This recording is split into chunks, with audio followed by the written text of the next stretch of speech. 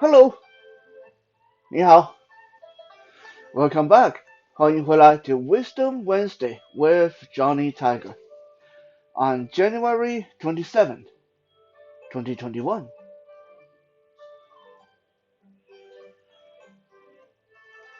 As a martial artist, almost a career martial artist by this point, I've been doing martial arts for just about 30 years now. Um, I unfortunately did not know a lot about my own people's history with regarding to martial art until much later in life. Now, most people uh, that are watching this know about the Chinese Kung Fu. When it comes to Chinese Kung Fu, actually it's pronounced Kung Fu. Uh, uh, you are thinking about the Shaolin Temple, maybe. Uh, That's the monastery where they have the warrior monks that can do crazy things like breaking iron bar over their own head without hurting themselves, and a lot of other miraculous performances. Almost certainly, when we talk about Chinese Kung Fu, Chinese martial art, the first person that comes to your mind is Bruce Lee, or Jackie Chan, or Jet Li, or Donnie Yen, if you have been following the more modern, more recent development in Kung Fu martial art films. Donnie Yen has even appeared in Star Wars and several other properties as well. And of course, he was the guy who played Ip Man or Ip Man, uh, the guy who supposedly was the teacher of Bruce Lee. Now, the Shaolin Temple has a long and very involved history that would deserve an episode on its own, so we won't talk about it today. Bruce Lee and Jackie Chan and Jet Li and Donnie Yen, well, they're so famous, they're so popular, everyone know about them, that we don't really need to devote an episode on them. Not to mention they are movie stars, so their validation, the validity as martial artists is always a little bit on the questionable side. I'm not saying that they are not. I'm just saying when it's movie, when it's entertainment, when it's TV, you really need to just take it with a grain of salt. A person may look like he can jump 2 meters high on TV, but in real life, he might not be able to do that every single time. But today I am going to tell you of one person, perhaps the greatest of modern Chinese martial artists, perhaps the grandmaster of modern Chinese martial arts, the person who's done the most in promoting uh, Chinese martial art, its honor, its strength, and the one person who's done the most in uh, doing Chinese people proud where martial art was concerned. A person that most of you, I would say almost all of you, have never heard of, including a lot of Chinese people, a lot of Taiwanese people like myself, have never heard of him until we actually start to look at our history. Because this is not a movie star. This is not a mystical, mythological. This is a real person. This is a person who lived and died rather a tragic death. Uh, and his account, his deeds, his achievement can be traced down by historians and validated. This is a real thing. This is a real deal. The person's name is Huo Yuanjia. Huo Yuanjia. That's like Huo, Huo Yuan, Yuan, Jia, Jia, Huo Yuan Jia. You don't really need to memorize that. I'm not going to give you a quiz later, but Huo Yuanjia is a very important person, very honorable, very accomplished person that deserves to be known and to be remembered.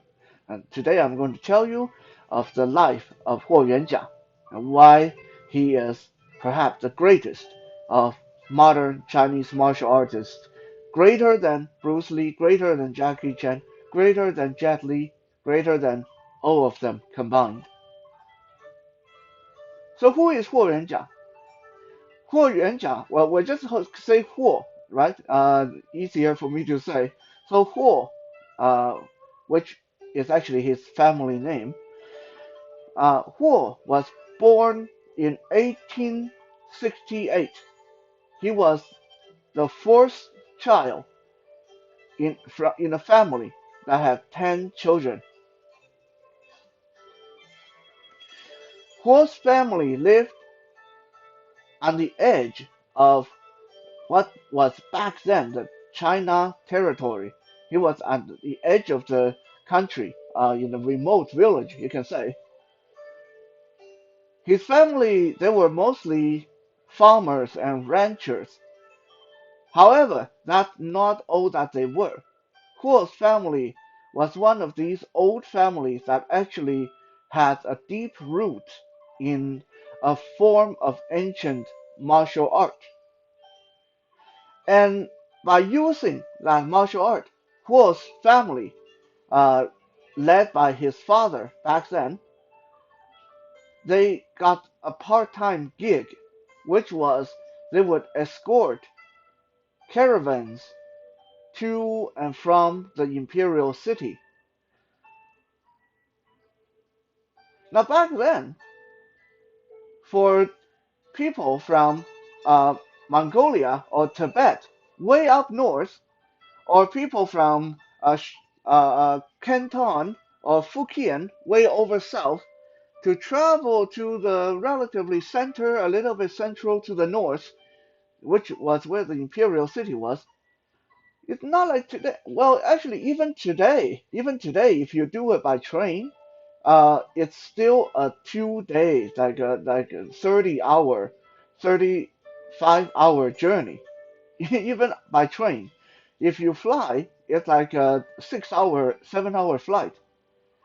Okay, so back then you can imagine in the 1860s, 1870s, it would take a lot of work for these caravans of merchants or people, traders, people who wanted to uh, migrate to the imperial city.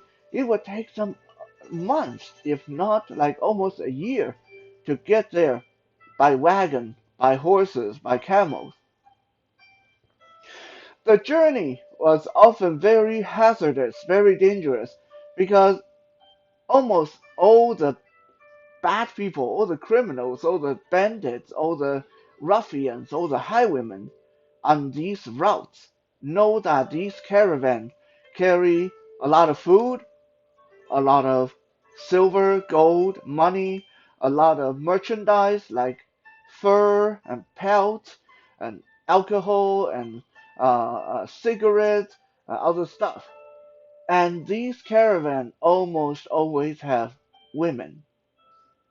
Okay, so these caravans got held up all the time. It was really dangerous.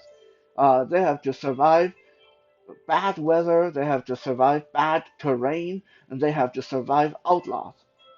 So most of these caravans, if they could, they would hire bodyguard, escorts, uh, usually a family business.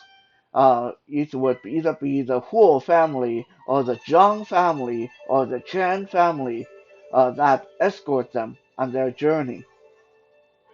And these were basically families that were martial born. They had a martial background. They were warriors. They were retired soldiers. they were retired lawmen, or they were just practitioners of martial art.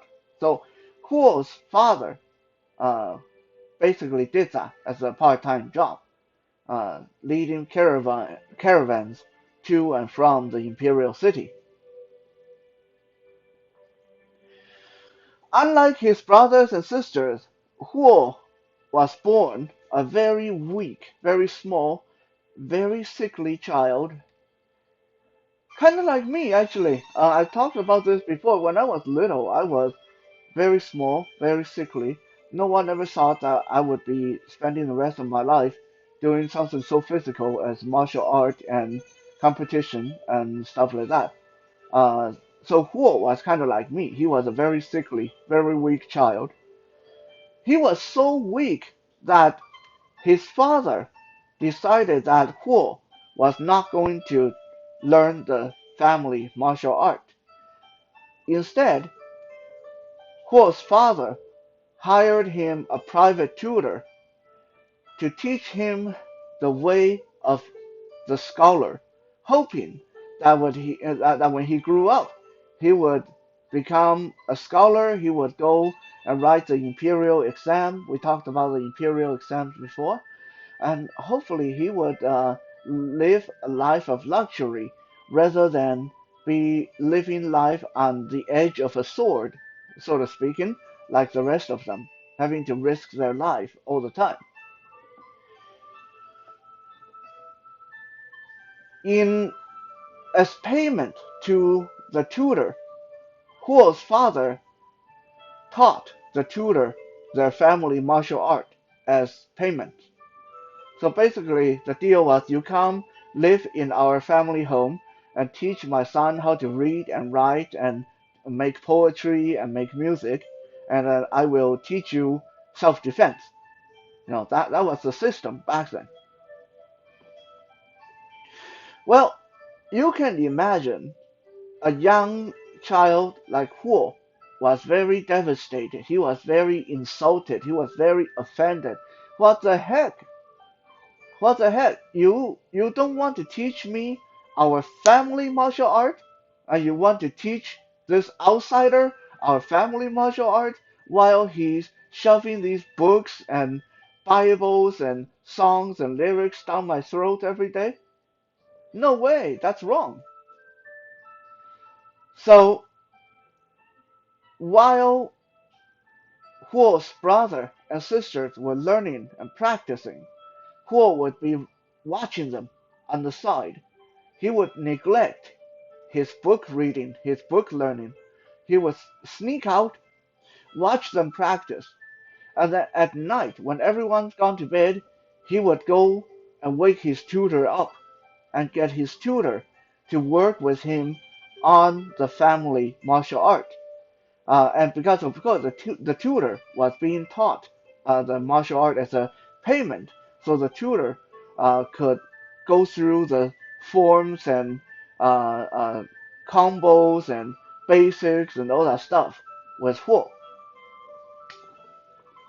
Now, a lot of you are saying, well, that's wrong because the tutor should be teaching him how to read and write and stuff like that. Like that's the deal was that they didn't hire the tutor so he can get up in the middle of the night to work with Huo on the family martial art. Well, we don't know what the justification was. It's quite possible that the tutor didn't really care as long as he could live there, eat their food, learn their martial art. He didn't really care if Huo want to learn to read or write, or if Huo want to try to learn the family martial art and get himself hurt in the process. The tutor probably didn't care. You do whatever you want.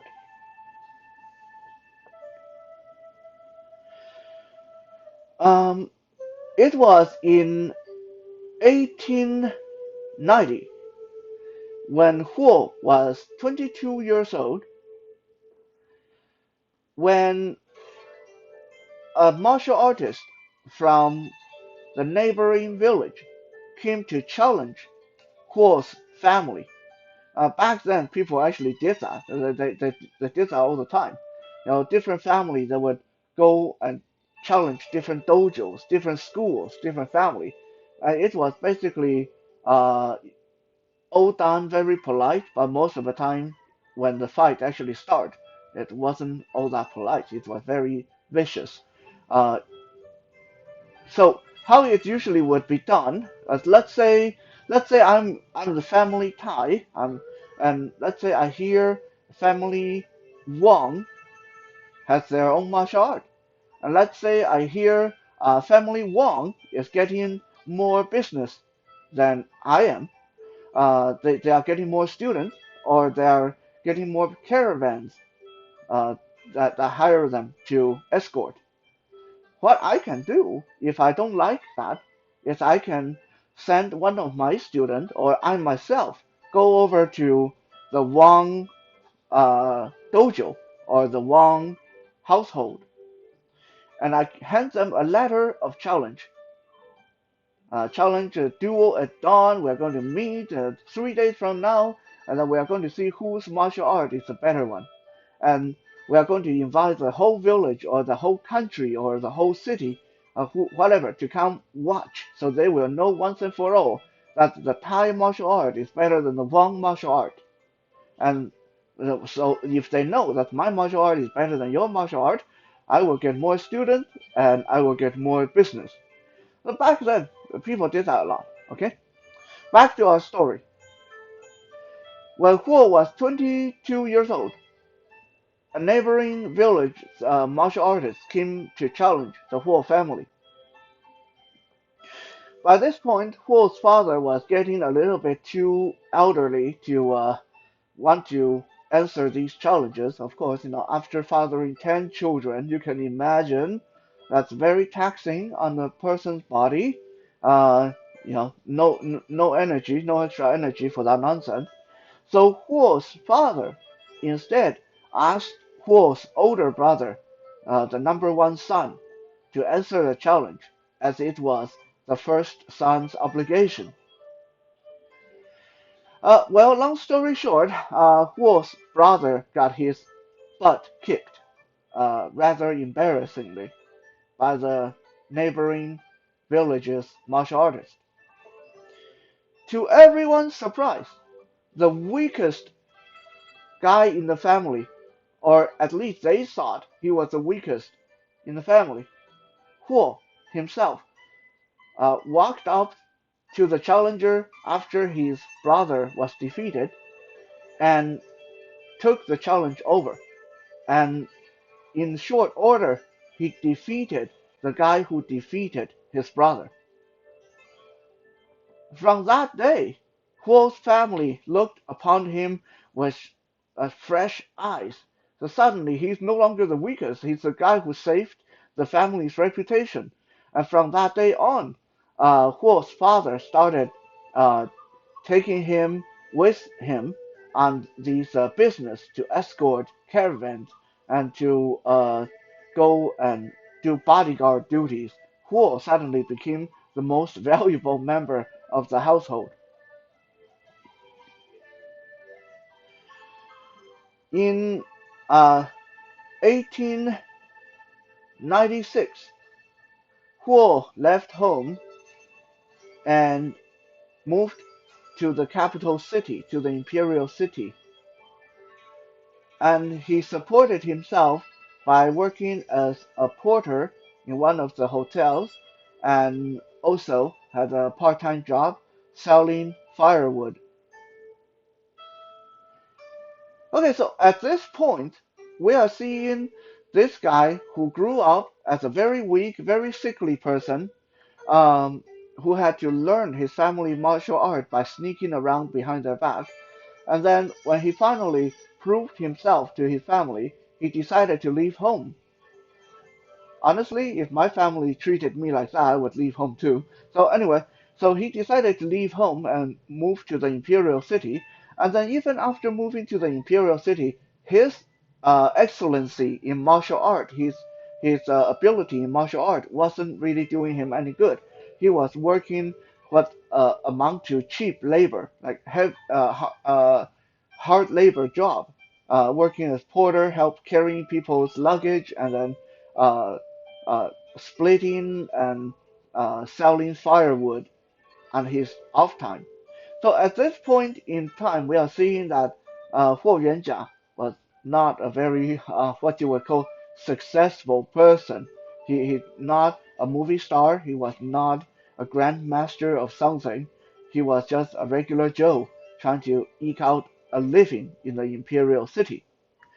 Now this changed in 1902. What happened in 1902?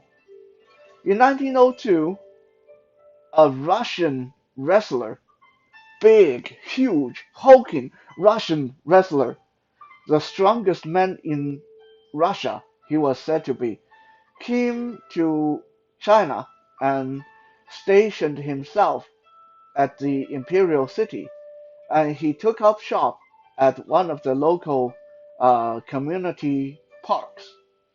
And this Russian wrestler put out challenges to any Chinaman out there that would dare to fight him.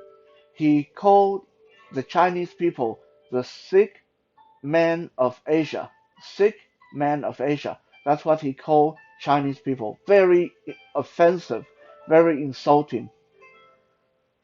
No one dared to step up to his challenge because this guy was massive. I mean, you guys know how a lot of Chinese people are just not very big.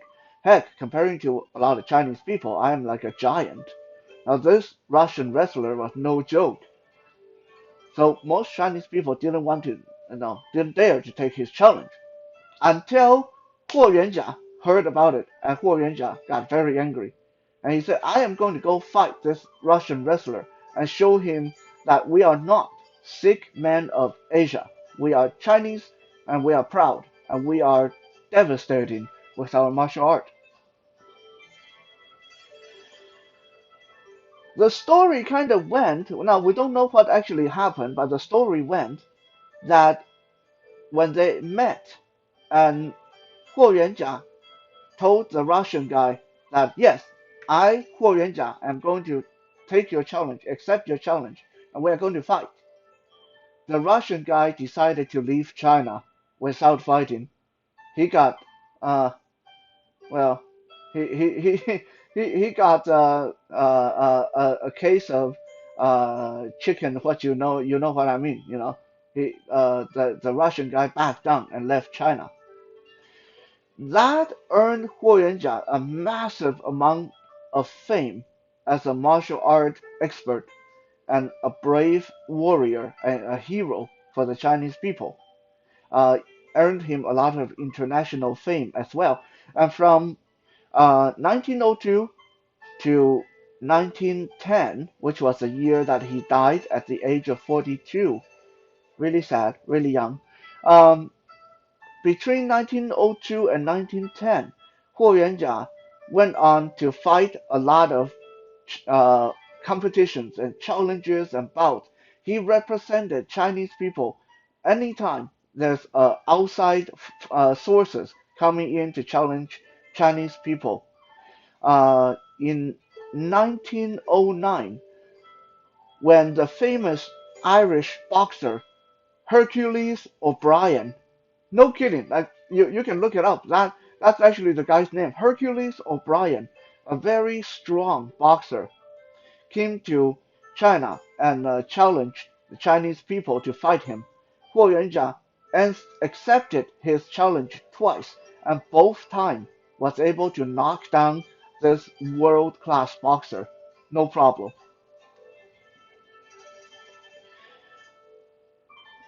Nearing the end of 1909, Huo Yuanjia decided to uh, gather some of the best talents around China and formed the biggest and most influential martial art self-defense based association in modern Chinese history, which is called the Qingwu Athletic Association. Qingwu Athletic Association. It's still there. It's still around right now. They're still in charge of the physical activity with regarding to martial art and self-defense in China.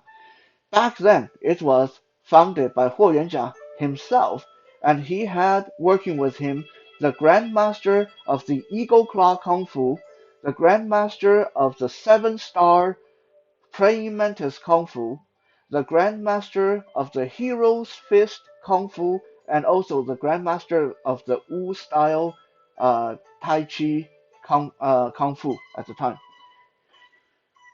So he brought all these people in, formed his own association to regulate and promote martial art and self-defense in China in 1909.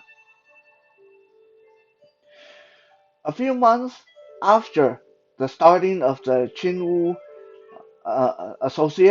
Athletic Association, Huo Yuanzhang and his student was approached by an instructor of the Japanese Judo Association, challenging them to have a competition against their judoka. It was said that the, they fought in the competition, and then the the judo people, lost, and they got very offended. They were sore losers, and they started a brawl against Huo Yuanjiang and his student.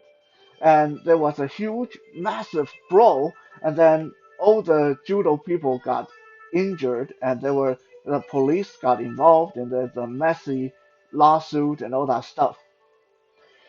We don't know what came of that, but what we could surmise what happened next. This probably led to the death of Huo Yuanjiang. Shortly after the tournament, where Huo Yuanjiang and his student beat up a bunch of Japanese people, Huo Yuanjiang started to get sick. He's always been a very sickly person. He get cold and flu a lot, and he had asthma, and yeah, so his health has always been bad.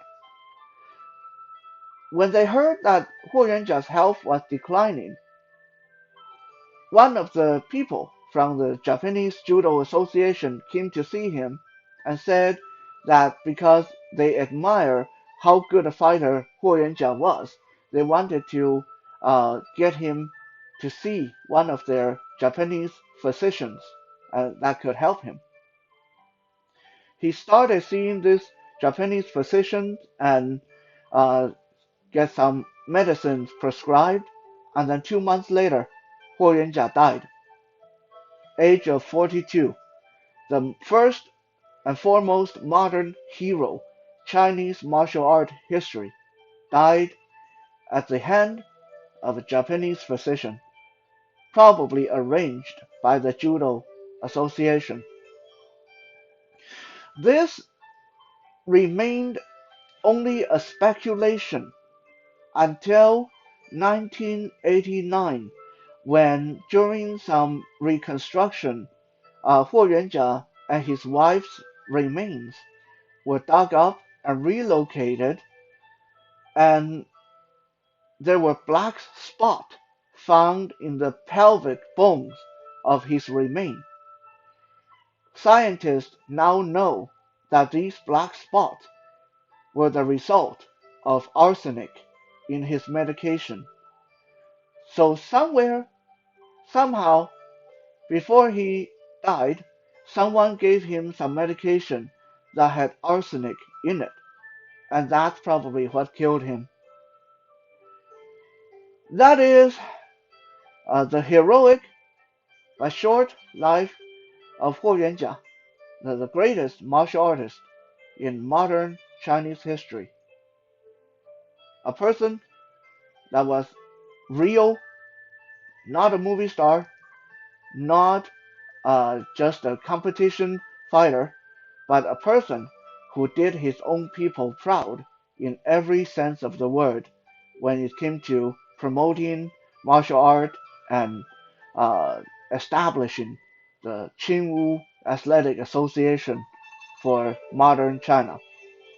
Thank you for checking out today's Wisdom Wednesday. We'll be back again tomorrow for Toy Thursday. For now, have a good night and 再见。